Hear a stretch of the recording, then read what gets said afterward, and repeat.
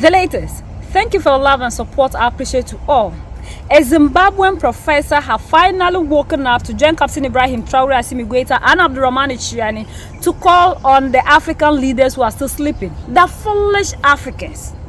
Africans, we are so foolish. Yes.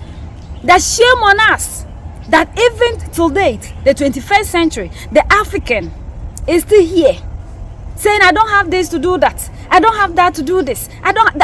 Every blessed the African will always talk. And he's asking, what about all the mineral resources that we have? Can't we put everything together?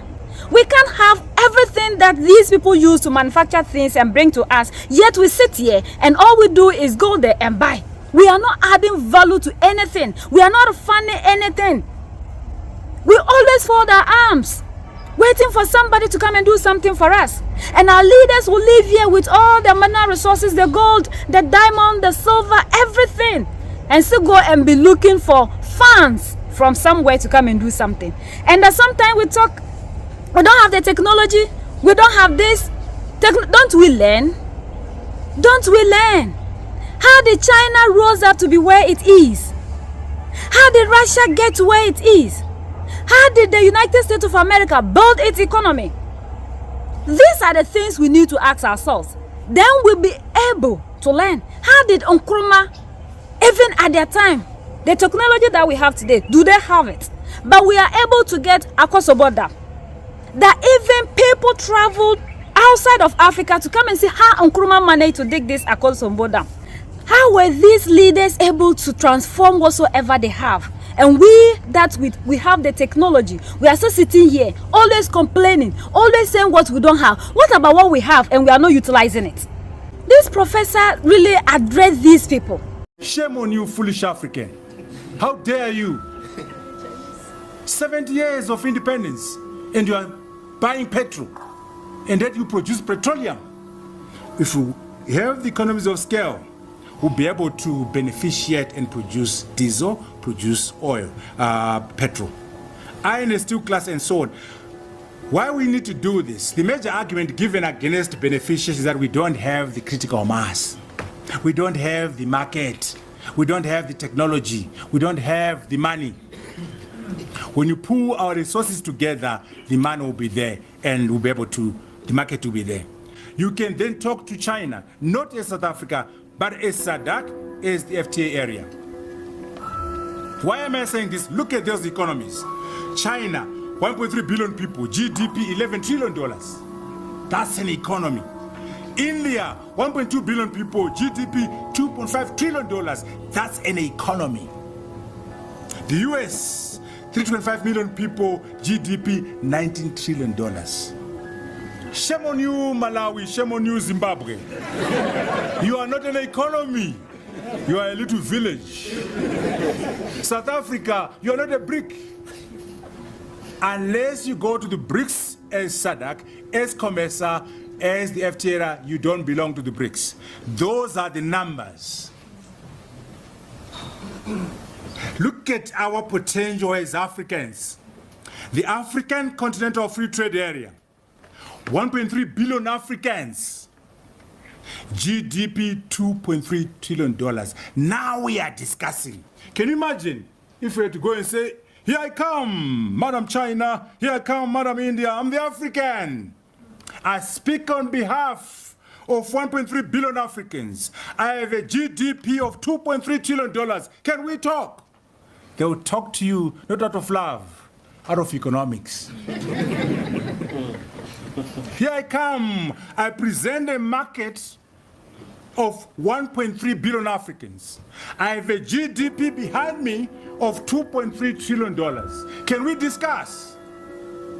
They will entertain you. The Americans, the Chinese, the Indians who fellowship with you, not out of love, out of economics. This is where we need to get to. Now here's the problem. When we are successful as the African Union, when you have the United States of Africa, there will be one president in the whole continent. Now, tell those African leaders.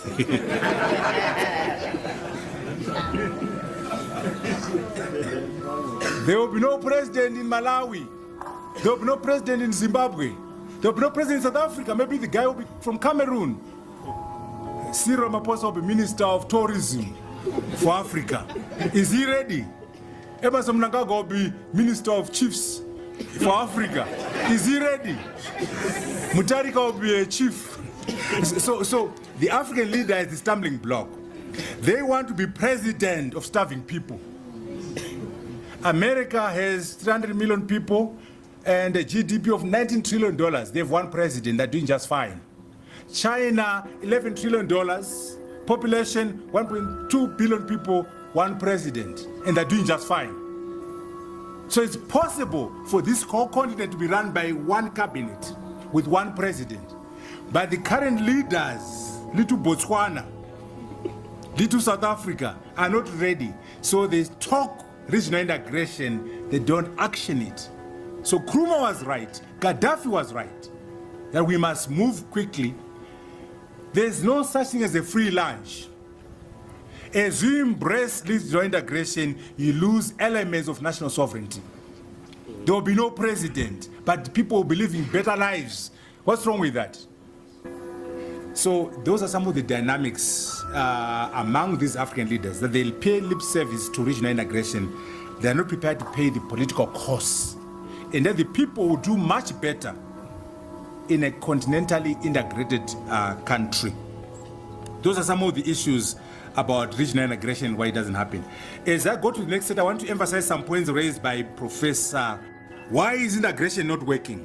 Sovereignty is the big issue. People emphasize national sovereignty. My country, my Nigeria, my Malawi, my little Zimbabwe. We must think about the continent. You know, just to challenge you, you must say, I'm an African first. A citizen of SADC second, a South African third. I'm an African first. A citizen of ECOWAS second. A Ghanaian third. But you can't, because you are so stuck to your national flag, national anthem, national basketball team, national soccer team, national. We are nationally wired as citizens and as leaders. So it's a constraint. You can't fully embrace integration unless you say the nation state is so yesterday. Regional integration is the way to go. The nation state is so yesterday. Continental integration is the way to go. And I told you the president, Muswati in Swaziland, wants to be king. He's just renamed the country to Iswati. He's not ready to give up on national sovereignty. Ramaphosa is just gotten into power. He wants to enjoy his presidency before he becomes the Minister of Tourism for Africa. So they're major, they will talk it. They will talk, then they go back to the nation state. How many times have you heard them in parliament say, our SADC budget, our contribution to the AU, the Agenda 2063, they don't believe in regional integration. Nkrumah, what did Nkrumah say? Let's go back to Nkrumah. And I'll quote Nkrumah. We as Ghanaians are prepared to surrender our sovereignty in part or in total in pursuit of African unity, close quote, in 1960, when they wrote their constitution. We are prepared to surrender our sovereignty in part or in total in pursuit of African unity. How many Africans can speak like that right now? We as South Africans are prepared to surrender our prosperity in part or in total in pursuit of African prosperity. Are you ready? Or we are chasing the other Africans out of South Africa? The visionaries of the 60s were thinking Africa. What else did Nkrumah say? The independence of Ghana is meaningless unless it is linked to the independence of the rest of the African continent, close quote. We must die a little so that South Africans can be free. We must die a little so that Rhodesia can be free. This man, Ben Bella from Algeria, was talking about dying for South Africa to be free, dying for Rhodesia to be free. We don't have men and women of that caliber anymore. We have midgets masquerading as leaders, intellectual midgets. it's very difficult to integrate unless the psychology of our leaders is the psychology of Pan-Africanism, of regional integration, and make sure that on balance, when we work together as Africans, the quality of life is going to improve. But there might be no president, it's okay. There might be no vice president, it's okay. The African will have a quality of life comparable to Japan, to the Americans, to Europe, and so on. But there's no such thing as a free lunch. There's a cost, there's a price to pay for regional integration. We must be prepared. Remember, die a little. That's a sacrifice. He's saying he's prepared to die. Ben Bella was saying, let's die a little. Nkrumah was saying, we are prepared to give up our sovereignty. He was saying his independence is meaningless. That's the language which is missing now, and that's why integration is tough. Social funds, he or she who pays the paper calls the tune. You can't have the fourth industrial revolution or industrialization funded by the EU or funded by the British or the Americans. That's why I'm emphasizing putting our resources together. So we fund our own projects. We fund our own infrastructure plans. We fund our own industrialization. The African can only industrialize against the interests of the West. Black man, black woman, you are on your own. Biko was right. So yes to donations, yes to aid, but it's unsustainable. We must fund our own activities using our gold, our platinum, our diamonds, but more importantly, when we put them together, they'll be much more powerful and we can negotiate better. Another point raised by Professor Mbo. You go and negotiate as Kenya, as Zimbabwe, as Malawi.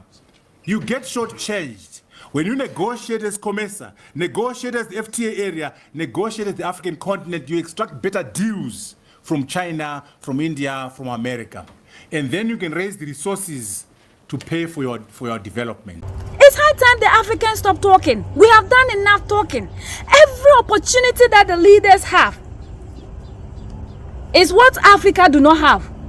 So everybody is buying Africa based on what we do not have. That is why wherever we go, people still don't value us. Because with everything you have, you always want to portray yourself not to have anything. So who will regard you? Don't we learn? If it is the technology you don't have, send people out like Mali, Niger, and Burkina Faso are doing. They are learning how to build their own weapons, manufacture their own cars. Why can't we do that? If it is something that the African lack, and the technology is there, and there are people outside of Africa that are doing it, if truly you will move away from Yolo Popo and move to the right people that will help you do things by yourselves, we should be able to produce whatsoever that we want. These people succeeded in making Africans to cultivate cash crops, things that we don't eat, and they will now farm the eatable ones and bring them to us, and we will now be buying with all the beautiful land that we have. How can we have this fertile land and also go out and be buying food, importing food from somewhere? Does this make sense? Self-sufficiency is the only way the African economy will move forward.